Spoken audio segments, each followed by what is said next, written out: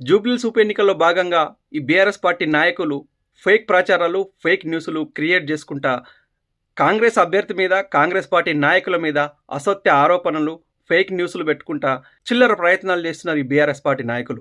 మాగంటి గోపినాథ్ గారు చనిపోవాలని చెప్పేసి నవీన్ యాదవ్ గారు కోరుకున్నట్టు అదొక ఫేక్ న్యూసు. రాజగోపాల్ రెడ్డి గారు రాష్ట్రంలో కాంగ్రెస్ పార్టీ బలహీనంగా ఉందని చెప్పిరని అదొక ఫేక్ న్యూసు.